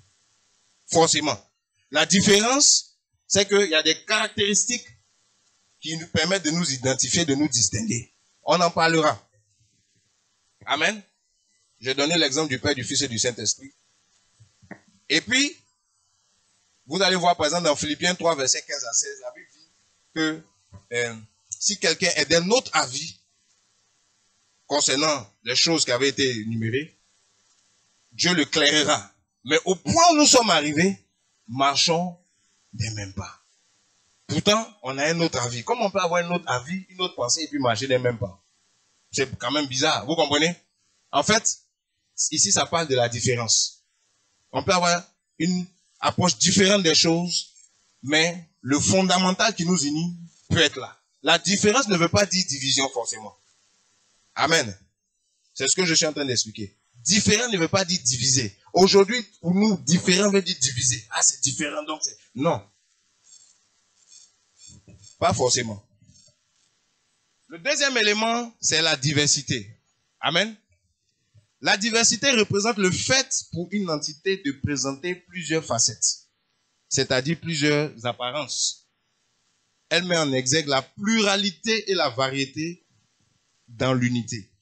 C'est surtout au niveau spirituel qu'on voit cela, et puis dans certains aspects de la création. Par exemple, dans 1 Corinthiens 12, versets 4 à 6, on peut lire ça rapidement. 1 Corinthiens 12, versets 4 à 6. On va finir bientôt. Comme j'ai dit, demain, on va plus aller en profondeur encore. Mais aujourd'hui, on est plus sur la division. Ok. 1 Corinthiens, chapitre 12, versets 4 à 6. Versets 4 à 6. Il y a diversité de dons, mais le même esprit. Diversité de ministères, mais le même Seigneur. Diversité d'opérations, mais le même Dieu qui opère tout en tous. Amen. Donc, on voit la diversité et on voit l'unité. Diversité de ceci, mais le même Seigneur. Diversité de ça, mais le même. Donc, vous voyez que ça cohabite. La diversité ne veut pas dire qu'on est différent. Et plutôt qu'on est opposé, qu'on est divisé. Amen. Vous voyez? Donc, la différence et la diversité sont deux notions que Satan utilise pour troubler le corps de Christ. Parce que dans le corps de Christ, il y a des différences. Quand vous allez plus loin dans les Écritures, on nous parle des membres. Par exemple, dans 1 Corinthiens, on dit qu'il y a plusieurs membres dans le corps. L'œil n'est pas la main. La main n'est pas le pied. C'est différent, mais c'est le même corps. Amen. Donc, on voit la différence et l'unité en même temps. Aujourd'hui, au niveau de la diversité, on voit diversité d'opérations, diversité de ministères, mais le même Dieu. Donc, c'est deux notions qui sont en train d'évoluer avec l'unité. L'unité n'annule pas la diversité et l'unité n'annule pas la différence. La différence et la diversité peuvent cohabiter avec l'unité. Et c'est une richesse pour l'Église. Voici pourquoi la Bible dit dans Ephésiens 3:10 qu'aujourd'hui, les dominations, les autorités connaissent par l'Église quoi? La sagesse infiniment variée de Dieu. C'est-à-dire que c'est différent, mais en même temps, c'est uni, c'est lié quelque part. C'est divers, mais il y a une diversité, mais en même temps, c'est ça. Donc, on peut pas cerner les choses parce que Dieu a mis une pluralité, une multifacette dans son église. Vous voyez un peu? Mais c'est ces moyens que Dieu a donnés à l'église afin qu'elle soit riche. C'est ces mêmes moyens que Satan prend pour diviser. Alléluia. Et voici un peu le problème que nous rencontrons aujourd'hui. Aujourd'hui, c'est ces choses-là qui sont devenues un problème. Pourquoi l'autre prophétise de telle manière? Pourquoi l'autre prêche comme ci? Pourquoi dans leur communauté, la chair est devant? Pourquoi c'est pas en haut ici? Ils sont dans le péché, c'est en haut. Pourquoi le pasteur s'assoit devant sur une chaise? Il est dans le péché, il veut se faire voir. C'est pas ça? Oh, il faut ceci là-bas. Il y a tant de protocoles. C'est sur ces choses que on va s'attarder et puis on est divisé. On fait pas là. On rejette ce que Dieu fait avec les autres. Quand on invoque Jésus, il vient là-bas. Hein, mais comme il y a des chaises, on dit c'est le diable. Voilà. Il y a le VIP du pasteur. Donc c'est le diable. Mais quand on dit cet esprit, il vient quand même. Hein. Lui, il ne voit pas qu'il y a un problème là-bas. Hein. Il va, il fait les délivrances, il délivre les gens, tout ça. Maintenant, toi-même, tu n'as rien à voir avec ça. C'est toi qui vois le problème. Et vous voyez ce que je dis? Que Dieu nous aide. Amen. Donc, voici un peu les différences et les diversités dans l'Église. Ne sont pas censées nous emmener à la division, mais c'est censé nous permettre de voir que Dieu agit de plusieurs manières. Dieu est multifacette. Amen. Ézéchiel a été transporté en esprit, il arrive au ciel, il voit des êtres qui ont 4 faces. Amen. Il a une face d'homme, le même encore, il a une face de lion. Vous avez déjà vu ce passage, non? L'autre a une face d'aigle, et puis l'autre a une face de veau. Bien des bœufs. Le même, hein? C'est-à-dire les mêmes 4 là, chacun a 4 faces. Quand vous allez dans l'Apocalypse, Jean lui l'a vu ça d'une autre manière. Il a vu qu'ils étaient 4, mais un a une face d'homme, l'autre a une face de veau, l'autre a une face de lion, et puis le 4e a une face d'aigle. Donc pour lui, c'est les seules faces qu'il a vues là, c'était ça. Ça c'est Jean. Mais quand Ézéchiel avait vu, il a vu que chacun d'entre eux avait 4 faces. Mais la face que chacun présentait n'était pas forcément la même. Pour Jean. Vous comprenez ce que je dis? C'est cette diversité-là. On nous présente Jésus-Christ comme l'homme, comme le lion, le roi, les 4 évangiles. On nous présente Jésus-Christ comme quoi? L'agneau de Dieu, le veau. Jésus a plusieurs aspects. Quand vous lisez Jean, c'est comme si c'est différent de Luc. C'est comme si des fois c'est un peu différent de Marc ou de Matthieu. Alléluia. Mais c'est du même Jésus qu'on parle. Parce qu'on présente différents aspects de Jésus. Et donc, en Christ, il y a cet aspect de la diversité aussi. Alléluia. C'est pas parce que tu vois un côté de ton frère que tu ne comprends pas que ça veut dire que Dieu ne peut pas faire ça. Il faut chercher à te rapprocher pour savoir est-ce qu'on a la même vision. Demain, on va plus parler de la vision qui est censée nous unir, qui est censée nous rassembler. Demain, on va plus parler de ce qui permet à l'Église d'être une malgré ses diversités et malgré ses différences. Amen. Parce que tant qu'on ne regarde pas à la vision qui nous rassemble, on va regarder aux différences et aux divergences qui peuvent nous séparer par l'action du diable. Amen. Amen. Donc voici un peu pour aujourd'hui l'introduction, pour ne pas être trop long, de cette conférence en ce qui concerne Christ est-il divisé. Aujourd'hui, c'est plus ce constat, plus cette situation où on voit la main de l'ennemi qui est en train de sévir dans l'église. Et nous sommes tous passifs, spectateurs. Vous voulez vous dire quelque chose? Il y a beaucoup de symptômes de la division. On a vu que c'est les querelles, les disputes, les scandales. Et il y a un passage qui nous dit, qu'on va lire quand même, c'est dans Romains 16, versets 17 à 18. On va lire ça rapidement. Est-ce que quelqu'un est là? J'espère que ça ne te choque pas trop. Mais on est en train de chercher à sortir du trou que Satan a creusé pour qu'on tombe dedans. Ici en Côte d'Ivoire comme ailleurs. Amen. Romains 16, versets 17 à 18 nous dit ceci. 17 à 18. Je vous exhorte, frères, à prendre garde à ce qui cause des divisions et des scandales, au préjudice de l'enseignement que vous avez reçu. Éloignez-vous d'eux, car de tels hommes ne servent point Christ notre Seigneur, mais leur propre ventre. Et par des paroles douces et flatteuses, ils séduisent les cœurs des saints. Amen. Donc il dit ici, il met en garde. L'apôtre Paul, il dit, je vous exhorte, mes frères, à prendre garde à ceux qui causent des divisions et des scandales, au préjudice de l'enseignement. Vous savez, l'enseignement n'est pas censé nous diviser. On parlera demain de ça. La doctrine de Christ n'est pas censée nous diviser. Non. La foi n'est pas censée nous diviser. L'Esprit de Dieu n'est pas venu pour nous diviser. Ce qui fait qu'on est divisé, ce n'est pas ce que Jésus nous a donné. C'est l'action que le diable est en train de mener. Et dans son action, il a des ambassadeurs. Il y a des hommes qui sont utilisés spécialement pour venir semer le trouble dans l'église. La division. Il dit, je vous exhorte à prendre garde à ceux qui causent des divisions. Il y a des gens, quand vous les écoutez, c'est division, division, division. Faites attention à eux. Ils prêchent la division. Ils enseignent la division. Ils encouragent la division. Ils véhiculent la division. Et ils font la promotion de la division. Faites attention à de tels hommes. Peu importe leur titre, peu importe leur nom, peu importe comment ils ressemblent à Jésus. C'est pas ça le plus important. Vous savez, le diable vient, la Bible dit quoi? Ils viennent à vous comme des agneaux. Mais au-dedans de ce sont des loups ravisseurs. Or, qu'est-ce que le loup fait? Quand le loup vient, il vient pour disperser le troupeau d'après Jean 10. Bon, il va te dire, on vient de Jésus. Mes frères, la Bible dit, plus d'eux viendront sous mon nom. Et ils se diront beaucoup de gens. Aujourd'hui, le diable ne vient pas de compte. Je suis le diable, je vais vous attraper, tout ça. Il vient au nom de Jésus. L'onction, sanctifie-toi, tout ça là. Dieu reçoit la grâce. Il prophétise, il fait tout ça. Et puis, en même temps, il dit, tu vois pas ton frère là? C'est un égaré. Tu vois pas ta soeur là? Dieu n'est pas avec elle. Il finit de dire un peu de Jésus et puis il sème le venin maintenant.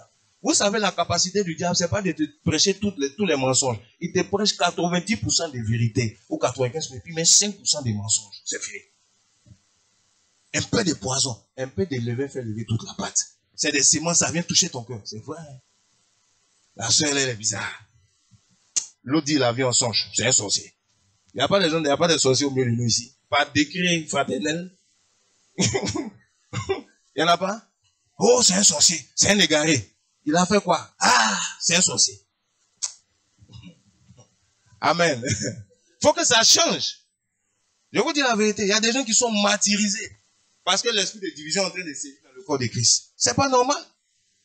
Si quelqu'un vient te parler de quelqu'un d'autre, il faut lui demander, tu as prié pour lui? Dieu t'a dit quoi? Bon, Dieu t'a montré que c'est un sorcier, non? Allons, on va faire sa délivrance. Amen. Si ton Jésus n'est pas capable de délivrer le sorcier, moi je vois dans la Bible, quand Paul a rencontré Jésus, c'était un sorcier, Élymas. Il voulait s'opposer à l'œuvre de Dieu, avec le proconsul. Ils ont appelé les ténèbres sur lui. Et puis Dieu l'a frappé. Lui-même il s'est repenti après. C'est pas vrai? C'est comme ça on traite les sorciers. Si un frère ou quelqu'un est un sorcier, alors frappons-le d'aveuglement, emmenons le jugement de Dieu sur lui. Et quand ça va marcher, on verra que c'est un Dieu. Si on n'est pas capable de faire ça, taisons-nous. Parce que Dieu nous a pas envoyé. Amen. Si quelqu'un a un esprit, non, tel un esprit. Bon, tu as fait sa délivrance. Moi, quand il voit un esprit, je m'occupe de lui. Non, oui. Ou bien vous ne savez pas ça. Et si on le voit, on règle ça en même temps. Maintenant, si tu vois un esprit que tu ne peux pas chasser, c'est toi qui as un problème. Alléluia. Quand on voit ton Jésus, il ne faut pas accuser l'esprit. L'esprit doit être là, il est là. Pour mettre en exergue ton Jésus. Donc, si c'est ça, on va voir la confrontation. Quand Élie a vu que les prophètes de Baal sévissaient en Israël, qu'est-ce qu'il a fait? On va se voir. Vous allez invoquer notre Dieu. On va invoquer votre Dieu. Moi aussi, invoquer mon Dieu. On va voir le Dieu de qui est là. C'est pas vrai? Qui a des confrontations de sorciers et chrétiens? dans l'église. Mais méfiez-vous des gens qui traitent les gens de sorciers et puis ils ne peuvent rien faire pour les délivrer. Méfiez-vous d'eux. Quelqu'un me dit pas amen. Méfiez-vous des gens qui voient des esprits partout et qui ne peuvent rien faire pour amener le règne de Dieu là où ils ont vu l'esprit. C'est eux-mêmes qui fuient. Ils ont un esprit de fuite alors. C'est Jésus qui est avec eux. Il y a un problème. C'est l'œuvre du diable. Je vous dis la vérité. Moi, je n'ai jamais vu Pierre, Paul fuir devant les sorciers. Quand Philippe même arrivait à Samarie, c'est lui qui amenait le règne de Dieu. Le sorcier même le suivait, Simon, le magicien. Il a vu la grande puissance de Dieu. Si quelqu'un est sorcier, montrons-lui la grande puissance de Dieu, là il va se convertir. Ou bien? Amen. Vous voyez, on fait beaucoup de choses, tout ça au nom de Jésus, alors que Jésus n'est même pas dedans. C'est pas normal. C'est pas normal. Donc on nous dit, de tels hommes ne servent point Christ, mais leur propre vente, ils ont des paroles flatteuses, ils séduisent les cœurs. Et ils séduisent pourquoi? Pour mener la division. Et je veux dire à quelqu'un ce soir, tu es venu ce soir ici. On t'a accusé. On t'a jugé. Les symptômes de la division, c'est ces choses-là. Le jugement arbitraire, les accusations, les querelles à cause d'une situation. Tu es allé quelque part, on a pris ta photo. Ta photo va dans tous les téléphones. Et puis c'est ça l'évangile maintenant. Ah, on l'a vu ici. Voilà sa photo. Il fait quoi là-bas? Pourquoi toi-même tu es là, on ne t'appelle pas, hein? Les gens sont en train de parler de dissertation sur toi. Pourquoi tu es allé en photo? Amen. Mais bien sûr, si tu vois ton frère en photo, appelle-le. Demande-lui. Et puis si tu vois que dans son discours, il y a des choses bizarres, prie pour lui, intercède pour lui, jeûne pour lui. Dieu peut le sauver. Si tu n'as pas fini de faire tous ces processus-là, tais-toi. Parce que la Bible dit que si tu vois ton frère qui a péché, tu vas le voir entre lui et toi. Dans Matthieu 18. S'il t'écoute, tu lui parles, tu l'as gagné. Dieu veut qu'on gagne les gens. Un frère même peut se tromper. Il peut tomber dans le péché. Mais le rôle des chrétiens, c'est d'aller vers lui pour le gagner. Et on n'a pas dit tu lui parles une seule fois. Si tu n'écoutes pas aujourd'hui, demain tu vas prier encore, tu reviens. Tu peux faire ça jusqu'à tu épuises cette carte-là, peut-être pendant 6 mois. Ou 3 semaines tu lui parles. Et puis Dieu te dit, bon, tu as trop parlé seul. C'est Dieu même qui te dit, c'est fini. Prends un autre, allez à 2. Vous gérez ça pendant 18 mois. Ce frère-là, il est cohérence. Dites à l'église, prenez un temps pour lui. Ne lui parlez même plus même. Faites comme Esther. Vous gênez 3 jours, vous ne lui parlez pas. C'est à trop de stratégies pour gagner quelqu'un. Vous gênez. Oh Seigneur, vous allez même chez lui, c'est pas, vous faites le tour de sa main 7 fois, comme Jéricho. Tombe, muraille, tombe. Il y a tout ça, c'est prophétique. Tu vas renverser l'incrédulité, les raisonnements de Sam autour de lui. Il sait même quand il dort, vous venez la nuit, vous faites ça à 1h. Alléluia. Mais c'est comme ça, c'est quand on dit tu aimes quelqu'un, c'est ça. Quand vous finissez tout ça là, je suis sûr que vous aurez la victoire. Ah, mais on ne fait pas ça. La photo. La photo là, maman. Ou bien telle chose. Tu as vu ça? On commence à devenir les paparazzis spirituels de l'église. Oh, tu as appris ça. Ah, il paraît que l'autre a dit ça. Tu pries même pas, tu prends. Tu sais même pas si c'est vrai, tu envoies. Si c'est faux, si c'était déformé, tu envoies. Vous envoyez, tu envoies. Tu regardes, les gens avec qui tu ne parlais plus, à cause d'une nouvelle que tu as reçue, tu rentres en contact avec eux. Message, tout ça. Ça, c'est plus l'édification. C'est la sorcellerie. Et c'est le diable qui est derrière. Après, tu te demandes pourquoi Dieu ne te parle pas de ton ministère. Mais tu es déjà dans un autre ministère. Il y a quelqu'un d'autre qui t'a embauché. Alléluia. Il y a quelqu'un d'autre qui t'a recruté. Tu es en train de faire son travail. C'est le diable. Tu es en train de diviser. Tu es en train d'encourager les calomnies. Tu es en train de contribuer à la division et à fragiliser l'église. Même si c'est un pasteur. Il y a des pasteurs où aujourd'hui, oh, il est tombé. Vous savez combien d'années, combien de démons le diable organise pour faire tomber un chrétien? Vous pensez que les chrétiens tombent facilement? À plus forte raison, même des pasteurs, des hommes de Dieu, pour le faire tomber, pendant 7 ans, ils sont sur lui. Chaque semaine, on place. Chaque mois, on place. On fait venir une sœur, qui n'est pas une vraie sœur, quoi. Elle échoue. On la remplace. On remplace les équipes, les infiltrés, les sorciers, les gens comme ça, qui viennent pour diviser là. Ils viennent, ils s'échangent. Le pasteur tient pendant 5 ans, 6 ans, 7 ans. Parce que Dieu lui fait grâce. Les chrétiens qui sont à côté de lui, qui doivent intercéder avec lui pour l'aider, même quand il fait des erreurs, il dit, ah, pasteur, ce que tu as dit l'autre fois là, vraiment, ça c'est entre nous quoi. On va pas dire ça devant tout le monde, franchement. Ah, faut prendre la Bible aussi, parce que ça, c'est pas biblique. On parle doucement. Il peut vous chasser aujourd'hui, demain, une autre fois, vous venez encore. L'amour est patient. Amen. Tu peux parler à quelqu'un pendant 3 ans, c'est la 4e année, il va accepter ce que tu dis. Mais nous, dès que tu as parlé une fois, oh, il ne veut pas écouter, c'est fini. Mais toi, on endurcis. Toi-même, c'est comme ça Dieu t'a touché. Combien de fois Dieu te parle? Combien de fois Dieu te dit la même chose? Tu dis, tu as compris aujourd'hui, demain tu fais autre chose. Tu as compris aujourd'hui, demain tu fais autre chose. Quand tu viens de me pardon, Dieu dit, ok, recommençons. Après, tu le déçois. Mais vous êtes là. C'est l'amour qui fait ça. Mais ouais, cet amour-là parmi nous. Et moi, je dis souvent, je refuse de contribuer à la division de l'Église. Je refuse d'être un instrument pour foudroyer, pour détruire les pasteurs, pour détruire les chrétiens. Pour rien. Non, ça ne marche même pas. Et je me lèverai contre tous ceux qui font ça. Oui, tu es un sorcier ambulant. On va te dire que tu changes. Il faut arrêter ça. Jésus qui a versé son sang pour les gens. S'ils sont tombés, relève-les. S'ils ont chuté, prie. La seule chose que tu peux faire pour un chrétien qui chute, c'est de prier pour qu'il se lève. La Bible dit, gagne-le. Gagne-le. Amen. On n'a pas dit d'encourager les œuvres des ténèbres qu'ils font. Non. C'est pas ce que je suis en train de dire. Si quelqu'un a fait quelque chose qui n'est pas de Dieu, on va dire que ce qu'il a fait là, ce n'est pas de Dieu. On ne doit pas faire ça. Amen. Oui, il faut s'abstenir de ces choses. Mais en ce qui concerne son âme, Dieu peut le sauver. Alléluia. En ce qui concerne sa vie, Dieu peut agir. Et on va promouvoir le fait que Dieu puisse agir dans sa vie plutôt que le fait que Satan l'a utilisé pour faire une erreur. On n'est pas là pour promouvoir les œuvres de Satan. Si un pasteur a fait une œuvre qui vient du diable, que Dieu même l'a exposée, il a honte. Parce que c'est pas facile. Qu'est-ce que nous on peut faire? Pasteur, Dieu peut faire grâce dans ta vie. Il faut te relever. Nous on croit que tu as reçu l'onction, la grâce de Dieu. Relève-toi. Mais ça, il faut tirer la leçon aussi. Mais lève-toi. Et puis on l'encourage. Mais on va prendre son nom. Tu n'as jamais parlé avec lui. Tu vas aller parler ici. Oh, non, il y a eu ça. Tu n'as pas appris le mois passé. Oh, ils l'ont attrapé. Ils l'ont attrapé. Ça fait 2 fois on l'a attrapé. Et puis c'est toi maintenant qui promeut ça. Quand les païens voient ça, toi tu peux les parler de Jésus. Vous voyez comment on fait? Puis ça change. On n'est pas là pour exposer nos frères. Si Dieu les a exposés, c'est lui, il sait pourquoi ils sont arrivés à ce niveau d'exposition. Mais en ce qui nous concerne, il faut aider les gens à se relever. Ça fait combien de temps on expose les gens? Qu'est-ce que ça donne? Nous, on dit on va exposer plus. Tu exposes jusqu'à... Il n'y a aucune conversion dans l'exposition. Mais tu es dedans quand même. Ça crée des palabres, des problèmes, tout ça. Et puis tu es dedans. Quel est le fruit de cette exposition? Exposons les œuvres des ténèbres. Mais les personnes, il faut les gagner.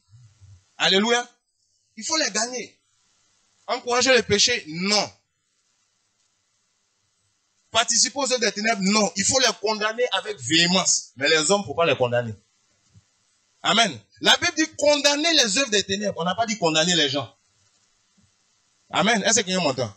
C'est de ça que nous parlons. Il faut un équilibre dans le corps de Christ. Sinon, nous-mêmes, on va devenir les bourreaux de nos frères.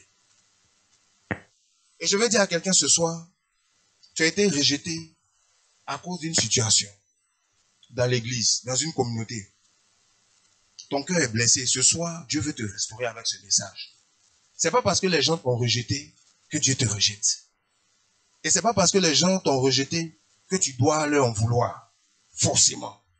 Tu as été blessé dans ton cœur. Ça fait que tu as pris la décision de prendre du recul avec ces gens. Tu as commencé à nourrir de l'amertume dans ton cœur. Mais ce soir, Dieu veut te délivrer. Dieu veut te restaurer. Tu sais, cette situation est arbitraire, c'est vrai. Mais Dieu, dans sa préscience, peut utiliser cette situation pour te lever demain. Pour t'emmener à être un exemple demain. Il a fait avec Joseph. Il a été vendu par ses frères comme un esclave. Mais sa situation est devenue le salut de ses frères. Amen. Dieu sait comment changer un malheur en bénédiction. Dieu sait comment changer une blessure pour en faire un sujet de joie. Une trahison pour manifester la fidélité de Dieu. Parce que lorsque les hommes te rejettent, c'est là que Dieu t'accepte.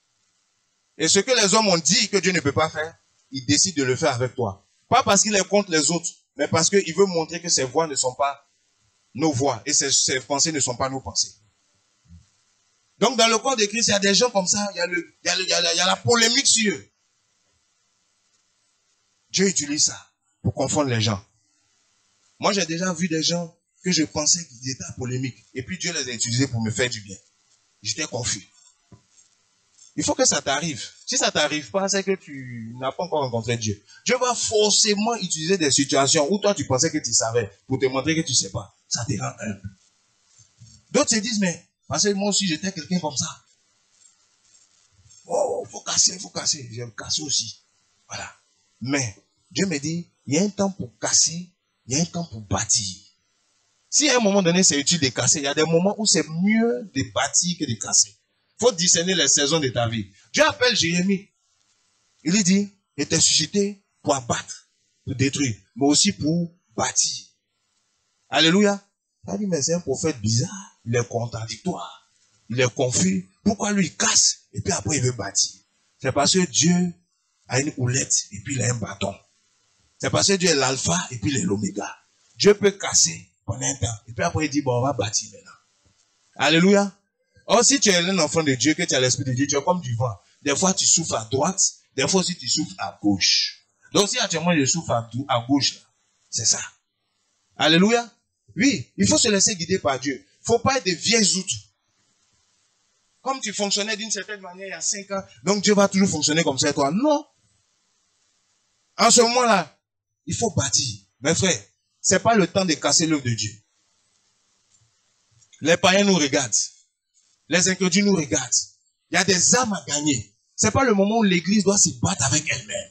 Parce que tout royaume divisé contre lui-même ne peut subsister. Il y a des problèmes qu'on peut traiter, des problèmes de doctrine. Ces choses, on va parler un peu de ça demain. Mais la pensée doit être de bâtir, de racheter, de contribuer à ce que l'œuvre de Dieu avance. Même si ça a commencé faiblement. Il ne faut pas négliger les faibles commencements. Même si on a l'impression que, mais c'est dur. Tu ne sais pas comment ça va finir. Parce qu'on peut mal commencer et puis bien finir en Jésus. Ce n'est pas parce qu'un pasteur est mal aujourd'hui qu'il va mal finir. Ce n'est pas parce qu'un chrétien est mal aujourd'hui que tu vas le condamner. Même quelqu'un dont le corps sent déjà, à un moment donné, on peut dire, délie-le. Laisse-le partir. Alléluia. Délions les gens. Laissons-les partir. Arrêtons de les lier. Pendant que Dieu est même en train de les restaurer. Nous, c'est nous, on les attache même. Comme on dit. Il ne peut pas changer. On le connaît, il est comme ça. C'est toi qui l'as créé. Tu connais son cœur. Tu peux sonder ses rien. Hein? Amen. Ou bien c'est pas vrai? Oui. Moi, personnellement, je ne parle pas des gens.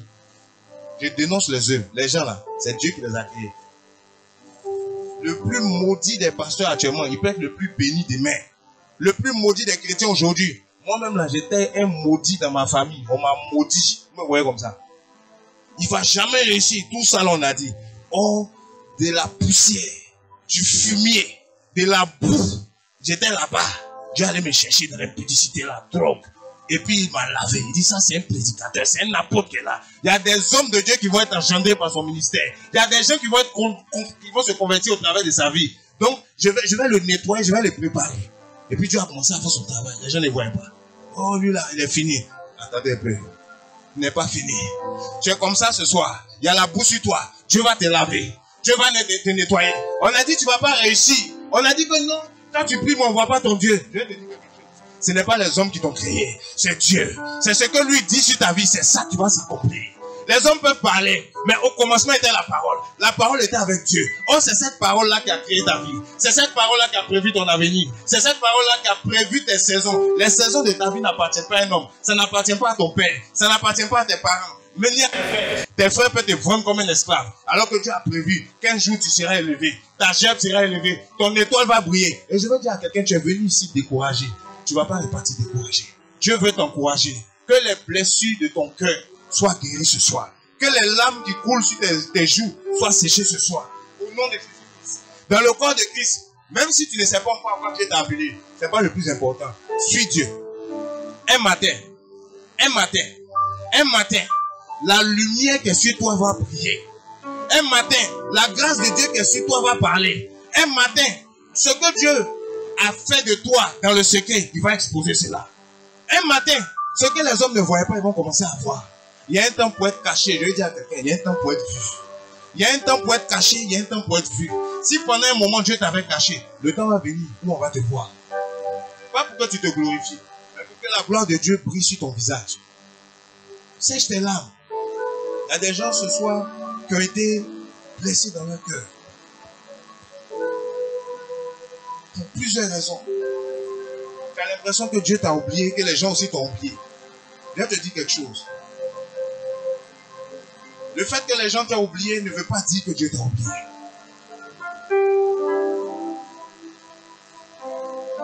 Et ce soir, le Seigneur a permis que tu viennes ici pour restaurer ton âme, pour restaurer ta vie. Rejeter mais choisi par Dieu. Rejeter mais réservé pour Dieu.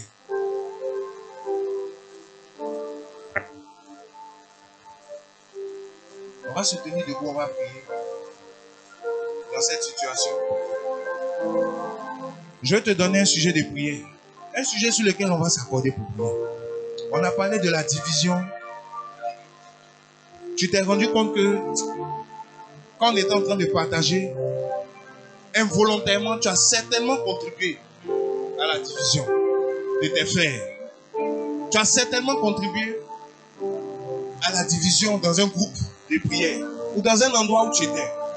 Ça n'a pas été volontaire, mais tu as contribué. Et ce soir, tu te rends compte de ça. Soit par tes conversations sur les réseaux sociaux, ou bien même tu as appelé, ou bien même tu as contribué à des échanges comme ça. Ce soir, tu vas te repentir. Ce soir, tu vas demander pardon au Seigneur. Tu ne savais pas. Ce soir, tu vas dire, Seigneur,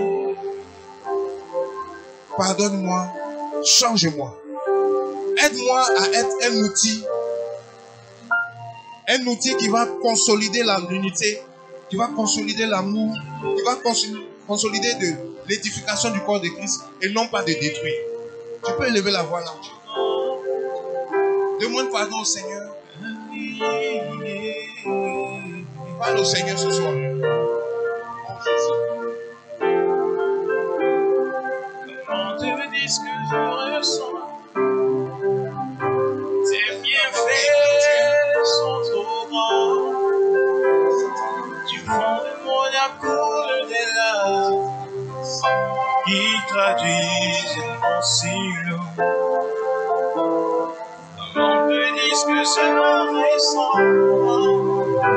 Tes bienfaits sont trop grands. Du fond de mon âme coule des larmes qui traduisent mon silence.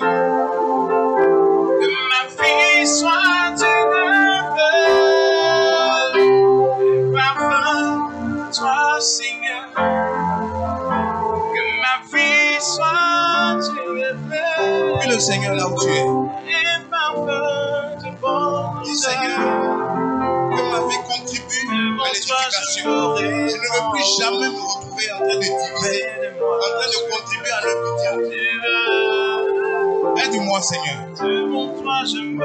Aide-moi Seigneur. Aide-moi Seigneur. Aide-moi Seigneur. Demande-le.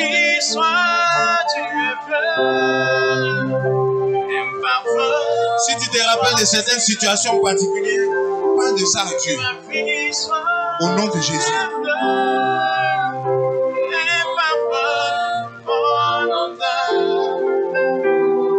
Devant toi, je me réponds. Fais-de-moi ce que tu veux. Devant toi, je me réponds. Fais-de-moi ce que tu veux. Comme la devant le potier. Alléluia. Donne-moi la forme qui te plaît. Si tu as la possibilité de réparer, si tu sais que tu as été une cause de division, entre deux groupes, pendant que tu prends ce temps de repentance, prends aussi le temps de réparer cela dès que tu as l'opportunité. Si tu connais ces personnes, tu sais que tu as posé des actions dans le corps de Christ, restaure cela, rattrape cela. Va voir ces personnes, va t'excuser, va retirer ce que tu allais dire là-bas, va restaurer ce que tu allais faire là-bas. Tu as compris? Fais cela. Dieu va te bénir. Je voudrais habiter Et à partir de maintenant, sois un instrument de bénédiction. Sois un instrument bâti dans le corps de Christ. Je vais donner un autre sujet. On va prier pour l'église en Côte d'Ivoire. Nous sommes fatigués de voir ce qui se passe. Nous allons prier pour le corps de Christ. Tel pasteur clash tel pasteur, tel chrétien clash tel chrétien. Sur les réseaux sociaux, tout le monde voit. Et on ne peut plus prêcher l'évangile à des gens qui cherchent Dieu. Parce qu'on est ridicule à leurs yeux. On va demander pardon, Seigneur, pour ça. Et on va prier que Dieu ouvre les yeux. Par la manière ce soir, nos yeux sont en train de s'ouvrir. On va prier pour que Dieu fasse de même. D'autres personnes qui ne sont pas avec nous ce soir. Que Dieu se souvienne de son église ici. Et que la division disparaisse du milieu des enfants de Dieu. Est-ce qu'on peut intercéder pour l'église de Côte d'Ivoire ce soir? Est-ce qu'on peut prier pour les pasteurs ce soir? Est-ce qu'on peut prier pour les chrétiens ce soir? Célébrons la voix, prions. On va prier, on arrête la musique, on va prier. Tout le monde prie, s'il vous plaît. Prions pour cette nation. Prions pour l'église. Prions pour l'église. Prions pour le corps de Christ. Prions pour tous ceux-là qui sont en confrontation dans les réseaux sociaux. Prions pour tous ces chrétiens-là qui ne se parlent plus. Prions que Dieu les change. Prions que la sémence du diable soit ôtée de leur cœur. Intercédons pour les pasteurs qui n'arrivent plus à se parler. Pour les églises qui sont en guerre. Prions pour eux au nom de Jésus-Christ ce soir. Au nom de Jésus. Seigneur, nous élevons la voix ce soir pour le corps de Christ en Côte d'Ivoire. Nous élevons la voix, Seigneur, pour les chrétiens. Seigneur, pour tes enfants qui ont été blessés. Seigneur, qui ne se parlent plus. Seigneur, nous élevons la voix pour eux. Seigneur, afin que tu touches le cœur. Seigneur, tu nous as permis de comprendre des choses aujourd'hui. Et on ne veut plus être des instruments de division. Seigneur, nous prions pour que nos frères soient pareillement touchés. Seigneur, dans la Côte d'Ivoire. Seigneur, mon Dieu, dans le milieu évangélique, dans le milieu protestant. Seigneur, dans le milieu chrétien. Seigneur, nous prions au nom de Jésus-Christ. Fais grâce, s'il te plaît. Fais grâce, s'il te plaît. Fais grâce, s'il te plaît. Touche les vies. Touche les cœurs. Touche les pasteurs. Touche les hommes de Dieu.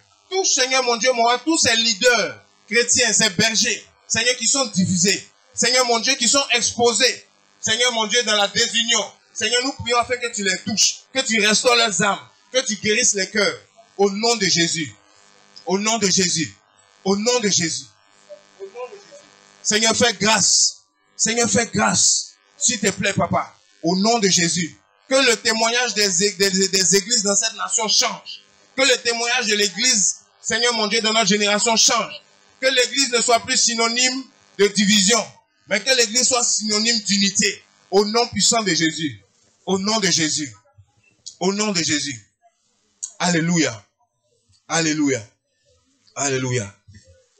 Que le nom du Seigneur soit béni. Amen. Que le nom du Seigneur soit béni.